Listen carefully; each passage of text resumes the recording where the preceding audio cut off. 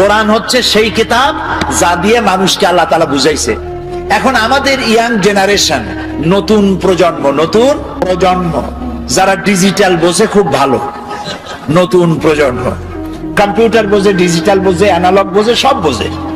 ওই যুবকেরা লেখাপড়ার সঠিক পদ্ধতিতে না হওয়ার কারণে, আমি যুবকদের দোষ দিচ্ছি না, দোষ হচ্ছে সিস্টেম অফ এডুকেশন, শিক্ষা পদ্ধতির দোষের কারণে নতুন জেনারেশন তারা বুঝতেছে কোরআন হচ্ছে 1400 বছর আগের পুরানা, আর বিজ্ঞান হচ্ছে নতুন।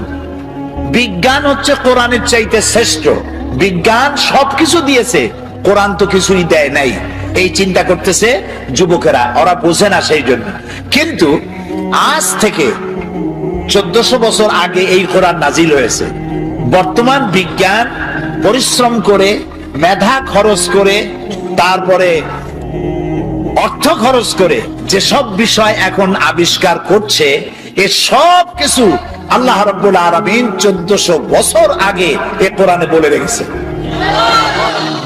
গত সেপ্টেম্বর মাসের 12 তারিখ, রমজান মাস, আরব আমিরাতের উপরাষ্ট্রপতি, প্রধানমন্ত্রী, দুবাইয়ের শাসক মোহাম্মদ বিন রাশেদ আল মাকতুম আমাকে দাওয়াত দিয়েছিলেন। পৃথিবীর 72টি দেশ ইন্টারন্যাশনাল কোরআন অ্যাওয়ার্ড, এই অনুষ্ঠানে 72টি দেশের স্কলারদেরকে তিনি দাওয়াত দিয়েছেন। 72টি দেশ অংশগ্রহণ করেছে। সেখানে আমার মতো একটা ভাঙ্গাছেড়া লোককে তিনি প্রধান অতিথি করেছেন। সেখানে আমার বক্তব্যের বিষয় ছিল the scientific miracles in the holy Quran, কোরআনের বিজ্ঞানময় মুজিজা। এর উপর আমাকে বক্তব্য রাখতে হবে, সময় 2 ঘন্টা। 2 ঘন্টা বক্তব্য রাখার জন্য আমি প্রস্তুতি নিতে চাইলাম কোরআন থেকে, কোরআন দিয়ে বক্তৃতা করতে হবে, তো আমি বক্তৃতা নিতে হবে কোরআন দিয়ে।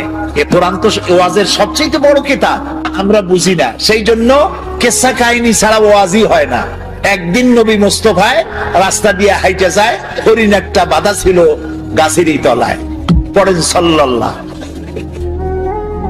কোন জায়গায় পাইছে আল্লাহ জানে, এগুলো কোথাও নাই, আন্দাজে বানায় নিয়েছে। কিসসা কাহিনী নবীর নামে, সাহাবীর নামে মিথ্যা কথা কইয়া মানুষ কান্দায়। কথা বুঝতে পেরেছেন? কোরআনের শ্রেষ্ঠ ওয়াজের কিতাবের নাম কি? কোরআন। আমি যেহেতু আমাকে বক্তব্য রাখতে হবে, সেখানে সরকারি লোকজন থাকবে।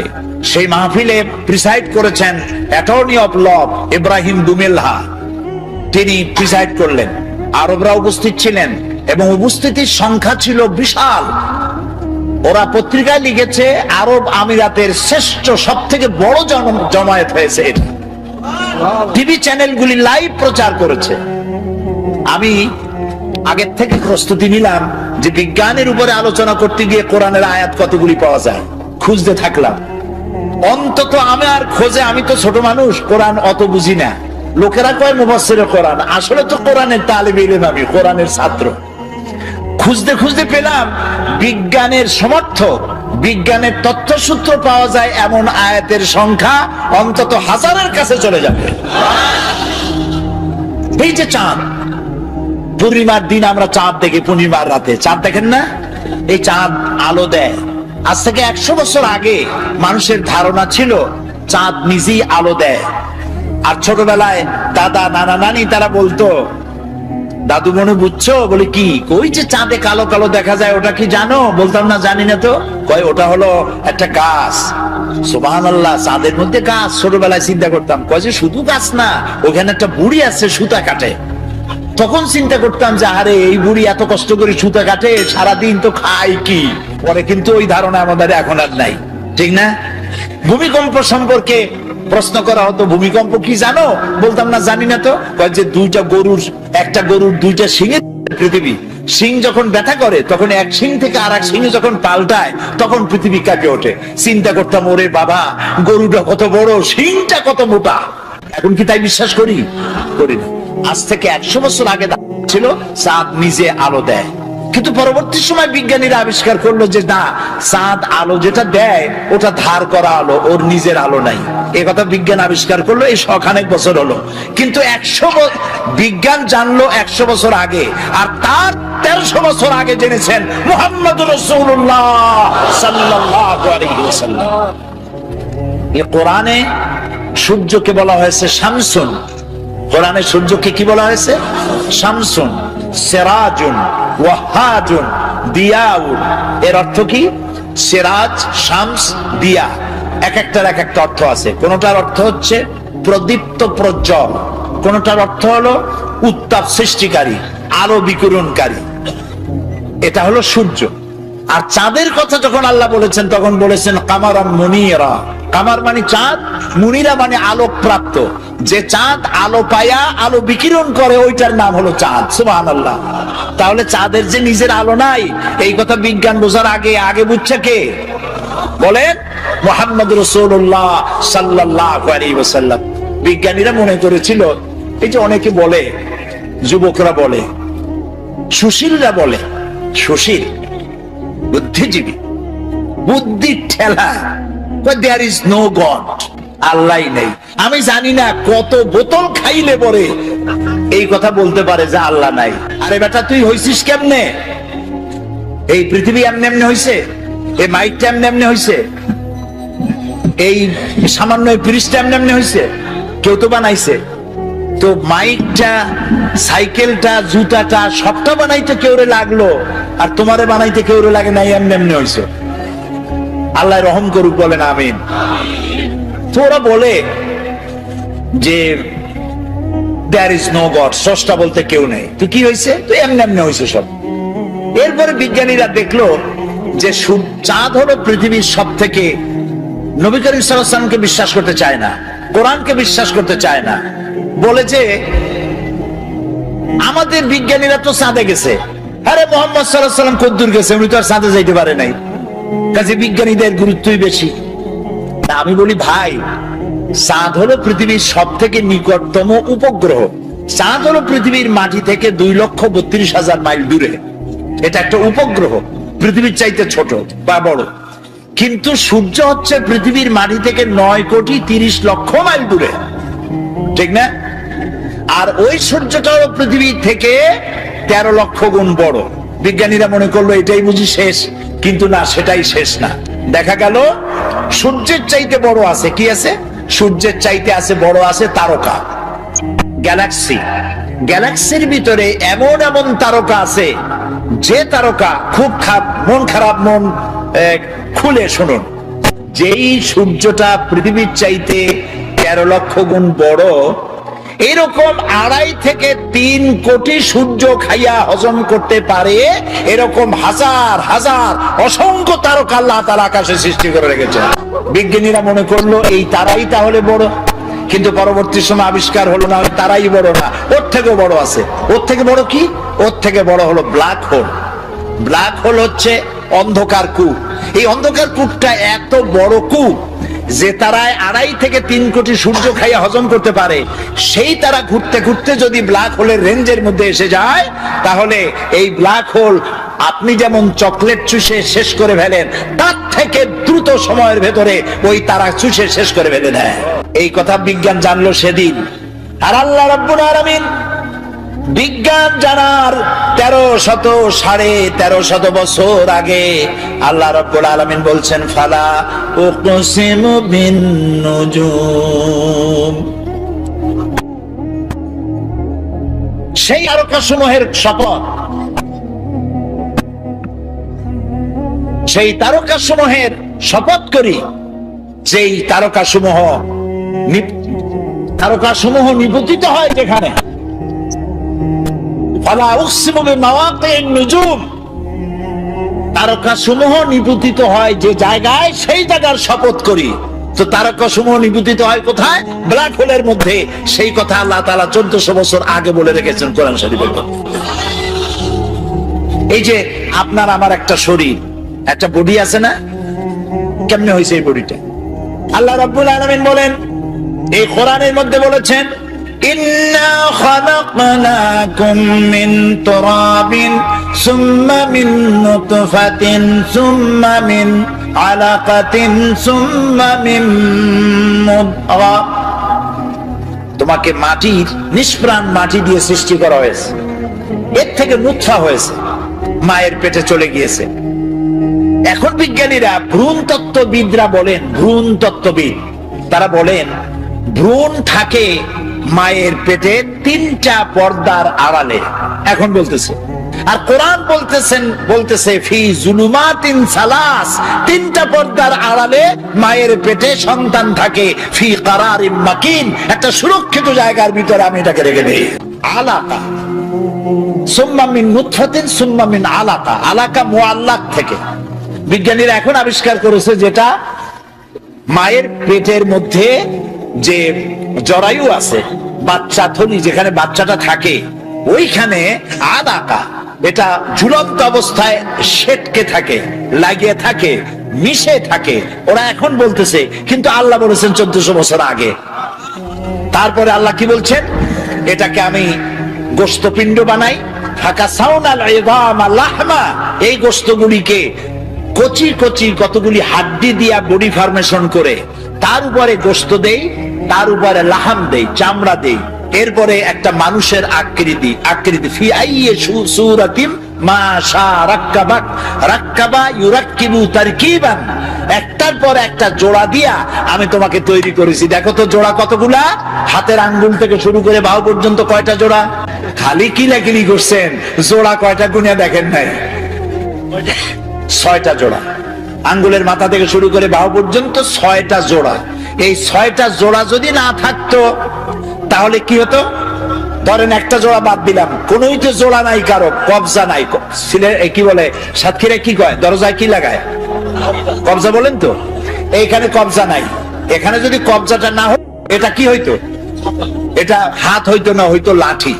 ভাত খাইতেন কেমনে? এটা তো ক্লোজ হবে না, ভাত খাবেন কেমনে? খাবারের জন্য 2 হাতের মাথায় 2 জনে বসতে হবে, এ ওরে মুখে দেবে, সে তার মুখে দেবে। তাও আবার আঙ্গুলগুলো ভাঁজ হবে না, জোড়া নাই, কাঁটা চামচের মধ্যে মতো মুখে ভাত ঢুকে দিয়ে নাকের সিধার মধ্যে গিয়ে ঢুকতে। হাসতেছেন, কোরআন বোঝেন নাই, কপাল করেছে। আল্লাহ বলতেছেন এমনি এমনি সেজদা দিবি বেটা, সেজদা দিবি যখন বুঝতে পারবি আমি তোরে বানাইছি কেমনে। সুবহানাল্লাহ, বলেন সুবহানাল্লাহ। আহারে কি সুন্দর বানাই দিলাম, পাও বানাই দিলাম বাস করে যেন বসতে পারো, ঠ্যাঙের উপরে ঠ্যাং ফেলে ঠ্যাং ঝুলাও, কিন্তু বানাইছি কি কায়দা করে সেটা দেখো নাই। ঠ্যাঙের উপরে ঠ্যাং ধুয়ে আবার পাও নাড়ায়, আবার হাত দিয়ে ঘষে।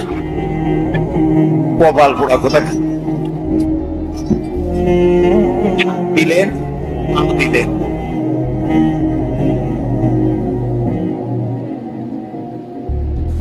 ঠোঁট দিলেন কথা বলার জন্য, ওয়ালিসানা ওয়া শাফাতাইন ওয়া হাদাইনাহুন নাজদাইন। সুবহানাল্লাহ। আচ্ছা, এই যে 2টা ঠোঁট, কি কোন সুবহানাল্লাহ। আচ্ছা, এই 2টা ঠোঁট যদি না থাকতো, ঠোঁট দুটো কত সুন্দর, হাসি দিলে এই ঠোঁটেই সৌন্দর্য বাড়ায় দেয়। দাঁত আর ঠোঁট দুটো মিলে হাসির সৌন্দর্য বাড়ায়। বুড়া মানুষের দাঁত নাই, সে যদি হাসে তার হাসি একরকম। জি, আবার দাঁত ভাঙ্গাদের দাঁত নাই, ফাঁক ফাঁক, ওর হাসি একরকম। পুরা দাঁত গুলি আছে, ঠোঁটও আছে, এর হাসি আবার আর এক রকম। এখন ঠোঁটবিহীন মুখের চিন্তা করেন, ঠোঁট নাই, মনে হবে যেন বেসকি দিয়ে রয়েছে সারাক্ষণ। কি সুন্দর 2টা ঠোঁট দিয়া দিলেন। আপনি ঠোঁট নাড়বেন, জিহ্বা নাড়বেন, আপনার মনের কথাগুলি ভাষা হইয়া বেরিয়ে গিয়ে অন্যকে বুঝাতে সহযোগিতা করবে। সুবহানাল্লাহ, আল্লাহু আকবার। আরো জোরে কর আল্লাহু আকবার। কোরআন এর ব্যাখ্যার কোনো শেষ নাই। আল্লাহ তাআলা বলছেন, قُلْ لَوْ كَانَ الْبَحْرُ مِدَادًا لِكَلِمَاتِ رَبِّي لَنَفِدَ الْبَحْرُ قَبْلَ أَن تَنفَدَ كَلِمَاتُ رَبِّي وَلَوْ جِئْنَا بِمِثْلِهِ مَدَدًا। আল্লাহ তাআলা বলেন, হে আমার নবী আপনি বলেন, তাম পৃথিবীর সব পানিগুলি যদি কালি হয়ে যায়, আর তাই দিয়ে যদি আমার রবের কালেমার ব্যাখ্যা লেখা যদি শুরু হয়ে যায়, লিখতে লিখতে তাম পৃথিবীর সব পানিগুলি শেষ হয়ে যাবে, আমার রবের কালেমার ব্যাখ্যা লেখা শেষ হবে না। এটা সেই কোরআন। সুবহানাল্লাহ বলবেন না? আহারে মুসলমান, এই কোরআন বুঝি না, কোরআন বুঝি না। ছেলেপেলেদেরকে কোরআন শিখাই না, বাচ্চারা কোরআন জানে না। মরার সময় এই একটু আগে বলে আসছি মাদ্রাসা শিক্ষক পরিষদের মিটিং এর মধ্যে, না কোথায় বললাম, হ্যাঁ বলে আসলাম, যখন মারা যায়, মরার সময় না শিবিরের কোথায় কোন প্রোগ্রামে বললাম, মানুষ যখন মারা যায় তখন তার পাশে সেইখানে নিয়া এই কয়েকজন আলেম মাদ্রাসার ছাত্র নিয়া কোরআন শরীফ পড়ায়, সাতক্ষীরা পড়ায়। এবার যদি শুধু সাতক্ষীরা না, সারা বাংলাদেশে, আমি সাতক্ষীরারে ভালোবাসি সেই জন্য বারবার সাতক্ষীরা করি, তো সারা বাংলাদেশের সব জায়গায় মানুষ মরলে মাদ্রাসা থেকে কিছু আলেম ওলামা ছাত্র আইনিয়া কোরআন শরীফ পড়া, যে কোরআন শরীফ পড়ে। এখন আপনাদের কমন সেন্সের কমন বাদ দিয়ে শুধু সেন্স যদি থাকে, সেটা দিয়ে চিন্তা করে কোন এই মরা মানুষটা একই কোরআন শরীফ শুনবে? শুনতে পারবে না। তো এর কোরআন শুনে লাভটা কি? এখন এর যখন বাইসে ছিল তখন তো শোনার নাই, এখন মরিয়া গেছে, এই মরা মানুষটারে কোরআন শুনে লাভ কি? আর শুনাইতেছেন কিছু আলেম নিয়ে আসছেন, কিছু মৌলবী, কিছু হাফেজ নিয়ে আসছেন। এখন 20 জন 25 জন হাফেজ নিয়ে আসছেন। ওরা চিন্তা করতেছে যে 25 জন আসছি, যদি 1000 টাকা দেয় তাহলে 50 টাকা করে ভাগে পাবো, কি 25 টাকা করে ভাগে পাবো। ও তেলাওয়াত করতেছে, আর ফাঁকে ফাঁকে যদি এগুলো চিন্তা করে, কোন হাফেজ আলেম রাগ করবেন না, আমি সত্যি কথা বলতেছি। এই চিন্তা যদি করে না, আমি ধরে নিলাম করে না, কিন্তু যদি করে পড়ার সময় যে পয়সা এত কটা দেবে, ভাগে পাবো এত, তাহলে বিশ্বাস করুন 1 পয়সারও সওয়াব হবে না। সারাদিন তেলাওয়াত করবেন, কোনো সওয়াব হবে না। তাহলে সবই হইল না, আর মরা মানুষের কাছে বসে পড়াইলেন, লাভটা হইলো কি? খামোকা কতগুলি পয়সা গেল। আল্লাহ পাকের মহব্বতে উদ্বুদ্ধ হয়ে যারা এতিম এবং মিসকিনকে যারা দান করে, আত্মীয় স্বজন, গরিব আত্মীয় স্বজন, অসহায় প্রতিবেশী, পথচারী, এদের জন্য যারা সাহায্য করে। কারণ হচ্ছে ইসলাম তো শুধু নামাজ রোজার কথাই বলেনি, ইসলাম মানুষের জীবনের সকল দুঃখ দুর্দশার দিকে লক্ষ্য রেখেছে। যারা বোঝে না তারা ইসলামকে শুধুমাত্র একটি ধর্ম মনে করে, আর ইসলামের যে অর্থনীতি আছে, সমাজনীতি আছে, এটা তারা বুঝতে পারে না। মাছের যেমন পচন ক্রিয়া শুরু হয় তার মাথা থেকে, সমাজের পচন শুরু হয় তেমন রাজনৈতিক নেতৃবৃন্দ, সমাজ নেতৃবৃন্দ এবং এক শ্রেণীর বুদ্ধিজীবীদের মাথা থেকে, তাদের থেকেই সমাজে পচন ক্রিয়া শুরু হয়ে যায়। এই শ্রেণীর লোকদের দাবি হলো ধর্ম আর অর্থনীতি সম্পূর্ণ দুই প্রান্তিক দিকে বাস করে। ধর্ম এক জিনিস আর অর্থনীতি হচ্ছে আর এক জিনিস, রাজনীতি হচ্ছে ভিন্ন জিনিস। তারা জানে না ইসলাম হচ্ছে পূর্ণাঙ্গ জীবন বিধান। আল্লাহ পাক বলছেন, এই কোরআনকে যারা অনুসরণ করবে তাদের তো খাওয়া পড়ার অভাব হওয়ার কথা না। কোরআনে কারিমে আল্লাহ রাব্বুল আলামিন বলেন, فمن تبع هداي فلا خوف عليهم ولا هم يحزنون। আল্লাহ পাক বলেন, এই কোরআনের অনুসরণ যারা করবে, এই কোরআনের আইন যারা মেনে চলবে, কোরআনকে মেনে যারা চলবে, এর শাসন যারা মেনে চলবে, ফালা খাউফুন আলাইহিম, ওদের জন্য কোনো ভয় নাই, ওয়ালা হুম ইয়াহজানুন, ওদের জন্য কোনো চিন্তাও নাই। কিসের ভয় নাই? যেই সমাজে কোরআনের আইন চালু হয়ে যাবে, ওই সমাজের ভিতরে চুরির ভয়, ডাকাতির ভয়, জেনার ভয়, হত্যার ভয়, ধর্ষণের ভয়, লাঞ্ছনার ভয়, গঞ্জনার ভয়, কোনো ভয় থাকবে না। ওয়ালা হুম ইয়াহজানুন, ওই সমাজের মানুষের মনে কোনো চিন্তাও থাকবে না। কিসের চিন্তা থাকবে না? যেই সমাজে কোরআন চালু হয়ে যাবে, কোরআনের আইন দিয়ে সমাজ পরিচালিত হবে, ওই সমাজের মানুষের খাওয়া পড়া, শিক্ষা, চিকিৎসা, বাসস্থানের কোনো চিন্তা থাকবে না। ইসলামী সমাজ তার গ্যারান্টি দেবে। জোরে বলেন সুবহানাল্লাহ। এটা আল্লাহ পাকের ওয়াদা। কার ওয়াদা? জোরে কোন তো? আল্লাহ পাক, ফামান তাবিয়া হুদায়া ফালা খাউফুন আলাইহিম ওয়ালা হুম ইয়াহজানুন, আল্লাহ পাকের ওয়াদা। কিন্তু দুর্ভাগ্য আমাদের, আল্লাহর ওয়াদা বিশ্বাস হয় না। ওই যে প্রথম দিন বলেছিলাম যে ওয়াদার মৌসুম এসে গেছে, ওয়াদার এক বিরাট মৌসুম এসে গেছে। এখন থেকে যত জনসভা হবে শুনতে পারবেন শুধু ওয়াদা আর ওয়াদা। এই সব ওয়াদাগুলি মানুষেরা বিশ্বাস করে, কিন্তু আল্লাহ পাকের ওয়াদা মুসলমান হওয়া সত্ত্বেও মগজে ঢোকে না, মনের মধ্যে বিশ্বাস স্থাপন করতে পারে না। আল্লাহ পাক বলছেন কোরআনকে মানো, কোরআনকে মেনে চলো, তাহলে সমাজ সুন্দর হবে,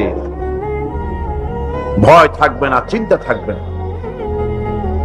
এই পৃথিবীতে প্রথম দিন থেকেই পৃথিবীতে দুইটা শ্রেণী চলে এসেছে। এই পৃথিবীতে একটা হচ্ছে ধনী আর একটা হচ্ছে দরিদ্র।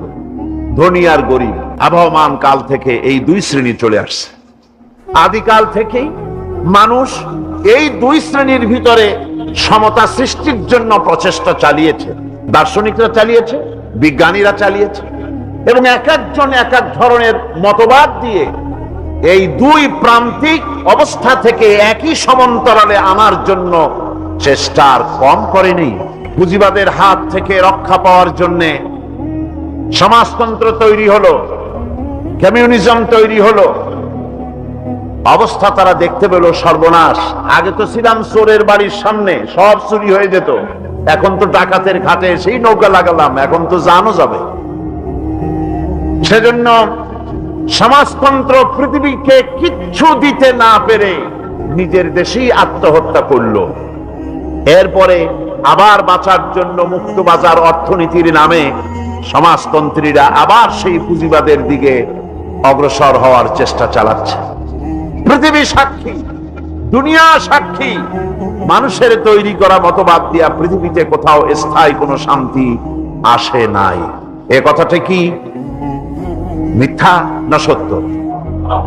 এ কথা মিথ্যা না সত্য? সুতরাং এই পৃথিবীর বুকে না সমাজবাদ দিয়ে শান্তি হবে, না পুঁজিবাদ দিয়ে শান্তি হবে। পৃথিবীর বুকে শান্তি হতে পারে কেবলমাত্র নবীদের পরিকল্পনার মাধ্যমে। কারণ দার্শনিক বিজ্ঞানীরা যা বলেছেন, পরিকল্পনা দিয়েছেন, সব তাদের মন মস্তিষ্ক প্রসূত। আর আম্বিয়া আলাইহিমুস সালাম যে পরিকল্পনা দিয়েছেন, সব আল্লাহ রাব্বুল আলামিনের দেওয়া। নবীদের পরিকল্পনা কার? জোরে চিল্লা এখন কার? আল্লাহ রাব্বুল আলামিন তাদেরকে পরিকল্পনা দিয়েছেন। সেই পরিকল্পনার ভিত্তিতে তারা আদর্শ সেট করেছেন। মানুষের মধ্য থেকে দুঃখ, দুর্দশা, দারিদ্র, ক্ষুধা সব দূরীভূত হয়েছে, মানুষ সুখ পেয়েছে, সমৃদ্ধ পেয়েছে। আমার বন্ধুগণ, ইসলামী বিপ্লবীর দাওয়াতের পর্যায়ে মক্কি জিন্দেগিতে যখন সূরাগুলি রাসূলের আসতেছিল, সেই সময় আল্লাহ রাব্বুল আলামিন বলেছেন ওয়াহাদাইনাহুন নাজদাইন। আমি কি উভয় স্পষ্ট পথ তাদেরকে দেখায় দেই নাই? উভয় স্পষ্ট পথ তাদেরকে দেখানো হয়েছে। ফালাক্তাহামাল আকাবাতা ওয়া মা আদরাকা মাল আকাবা ফাক্কু রাকাবা। তুমি কি জানো, তারা আসল কথা হলো তারা সেই দুর্গম বন্ধুর ঘাঁটিটি অতিক্রম করতে চায় না। তুমি কি জানো সেই বন্ধুর দুর্গম ঘাঁটিটি কি? তা হচ্ছে শৃঙ্খল বন্দি দশা থেকে মানুষদেরকে মুক্ত করে দেওয়া।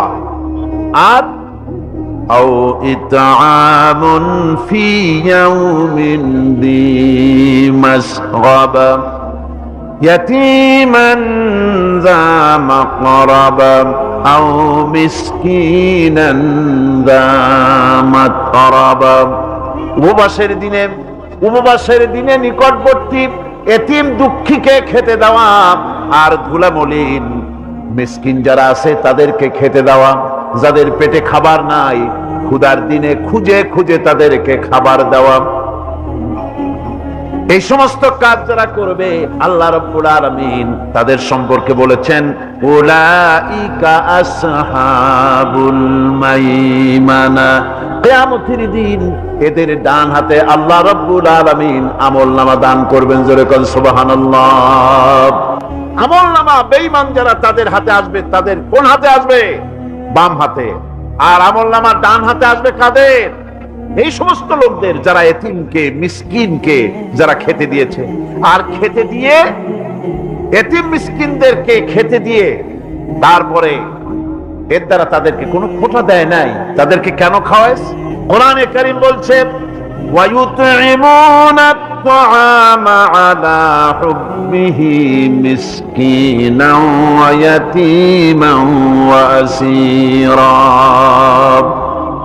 আল্লাহর সৎ লোকেরা আল্লাহর ভালোবাসায় উদ্বুদ্ধ হয়ে খাবার খাওয়ায় মিসকিনদেরকে, এতিমদেরকে।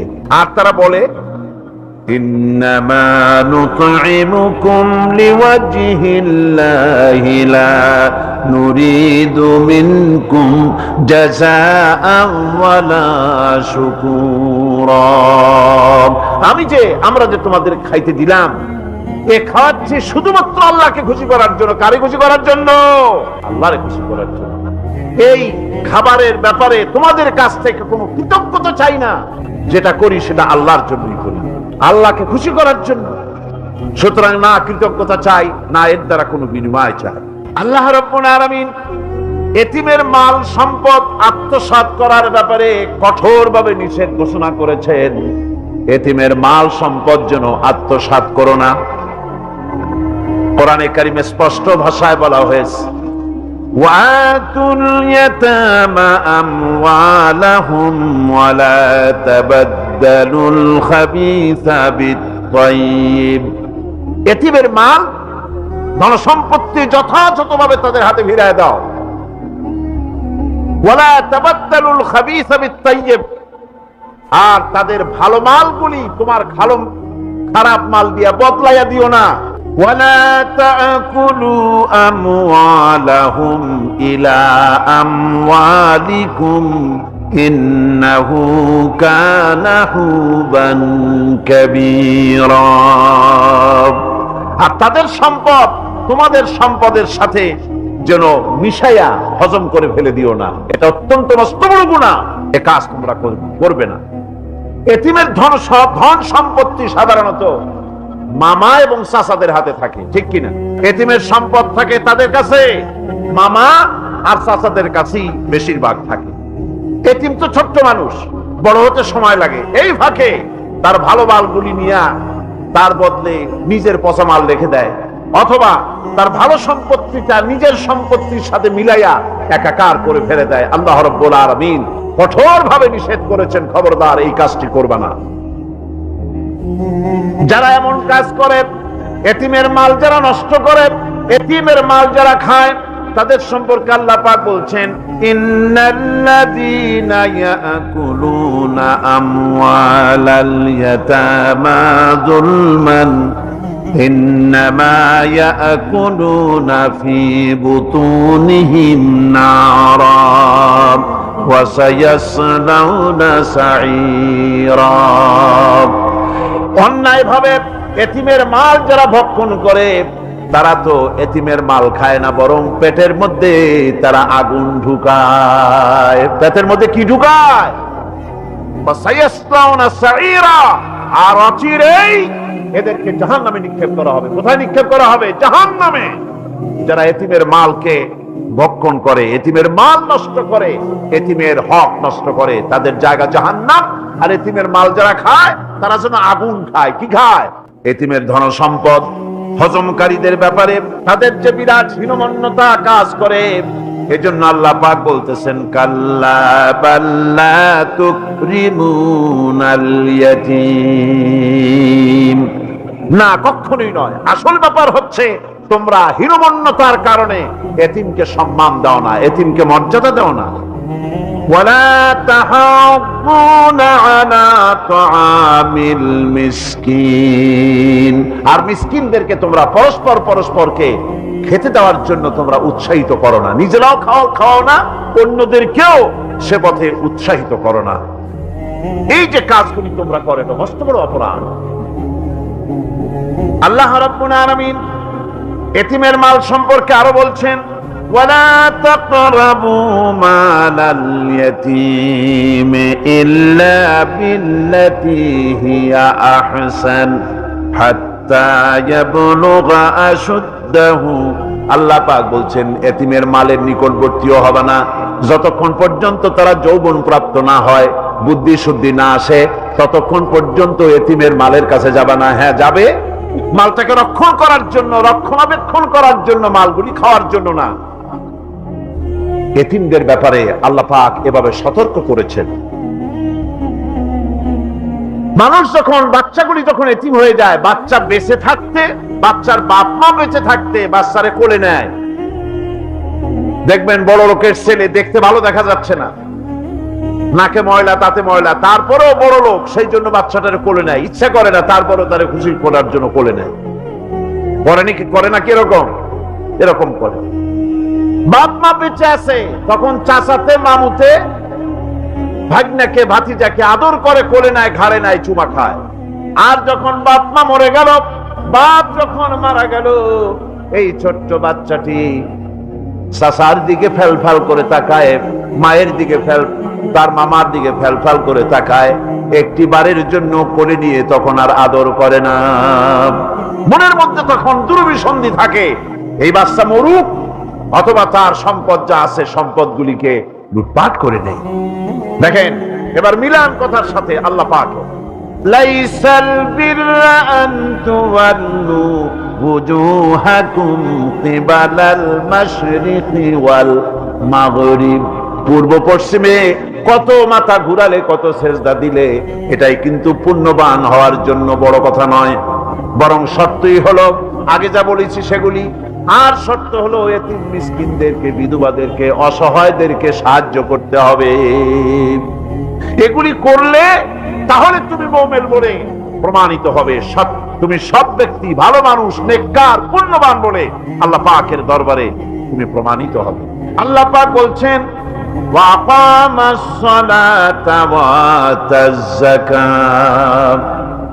সত্যিকারের নেককার এবং পুণ্যবান হওয়ার জন্য নামাজ প্রতিষ্ঠা করতে হবে আর যাকাত আদায় করতে হবে। আমি নামাজটাকে মাঝখান থেকে ছেড়ে দিলাম আগামীকালের জন্য ইনশাআল্লাহ। যেহেতু এতিম মিসকিনদের কথা, সাদকার কথা, দানের কথা বলছি, আর যাকাত আছে সামনে, এইটার সাথে যাকাতটারে মিলাই দিই, তাহলে কালকে শুধু নামাজের ব্যাপারে বললেই চলবে ইনশাআল্লাহ। আর নামাজ আর যাকাত এতই গুরুত্বপূর্ণ, যেটা ছাড়া ইসলামের ইমারত করতেই পারে না, ইসলাম থাকতে পারে না, মুসলমান থাকতে পারে না, শান্তি থাকতে পারে না, স্বাধীনতার গ্যারান্টি হতে পারে না। নামাজ, যাকাত আল্লাহ পাক যে নিয়ম করেছেন, এর উপরই মানুষের শান্তি, স্বস্তি, স্থিতিশীলতা সবটার গ্যারান্টি হচ্ছে নামাজ আর যাকাত। যেরকম সুবহানাল্লাহ। আল্লাহ রাব্বুল আলামিন যাকাতের কথা বলছেন। যাকাত হচ্ছে পবিত্র করে দেওয়া। নামাজের পর ইসলামের সবচাইতে গুরুত্বপূর্ণ ব্যাপার হলো নামাজ, নামাজের পরই গুরুত্বপূর্ণ ব্যাপার হচ্ছে যাকাত। আর ইবাদতের বেলায় সাধারণত নামাজের পরে আমরা রোজা বলি, নামাজ রোজা, কিন্তু আসল কথা হচ্ছে নামাজের পরই যাকাত। কোরআনে কারিমে এভাবেই বলা হয়েছে। নামাজ এবং যাকাত এই দুটি জিনিস হচ্ছে ইসলামের প্রধান স্তম্ভ। ইসলামী রাষ্ট্র যদি হয়, যদি দেশটা ইসলামী রাষ্ট্র হয়ে যায়, তাহলে মুমিনেরা যদি ক্ষমতায় আসে, তাহলে কি কাজ করবে? আল্লাহ রাব্বুল আলামিন কোরআনে কারীমের মধ্যে বলেছেন, আল্লাযীনা ইম্মাক্কান্নাহুম ফিল আরদি আকামুস সালাত ওয়া আতাউজ যাকাত। আমার মুমিন বান্দারা যদি ক্ষমতায় আসে, মুমিনরা যদি ক্ষমতা পায়, তাহলে চারখানা কাজ করবে। কয়খান কাজ? জোরে চিল্লায় কোন কয়খান? প্রথম কাজ, ক্ষমতায় এসেই নামাজ প্রতিষ্ঠা করবে। প্রথম কাজ কি? নামাজ প্রতিষ্ঠা করবে। সে নামাজের কথা বলবো কালকে। 2 নম্বরের কাজ হলো যাকাত আদায় করবে। 2 নম্বরের কাজ কি? যাকাত আদায় করবে। যাকাত বোর্ড গঠন করবে না, যাকাত আদায় করবে। যে সরকার নামাজ প্রতিষ্ঠা করে না, সে সরকারের যাকাত বোর্ড করে যাকাত আদায় করার অধিকার থাকার কথা নয়। সুবিধাবাদ জিন্দাবাদ দিলে তো চলবে না। যাকাতের টাকা নিয়ে করেন কল্যাণমূলক কাজ, কিন্তু আল্লাহর হুকুম তো সেরকম না। আল্লাহর প্রথম হুকুম হলো নামাজ প্রতিষ্ঠা করতে হবে, তারপরে যাকাত আদায় করতে হবে। কোরআন শরীফ খোলার সাথে সাথে যে জিনিসটা নজরে পড়ে সেটা কি? কোরআনে কারীম খোলার সঙ্গে সঙ্গে যে জিনিসটি নজর পড়ে তা হলো আলিফ লাম মিম যালিকাল কিতাবু লা রাইবা ফীহি হুদাল লিল মুত্তাকিন আল্লাযীনা ইউমিনুনা বিল গায়বি ওয়া ইউকিমুনাস সালাতা ওয়া মিম্মা রাযাকনাহুম ইউনফিকুন। এই কিতাবের মধ্যে কোনো সন্দেহ নাই, মুত্তাকিনদের জন্য কিতাব হেদায়েত, হেদায়েতের জন্য এসেছে। আর মুত্তাকি হচ্ছে তারা যারা নাকি গায়েবের প্রতি ঈমান আনে, অদৃশ্যকে বিশ্বাস করে, নামাজকে প্রতিষ্ঠা করে, আর আমি যে রিজিক দিয়েছি তার দ্বারা আমার রাস্তায় খরচ করে।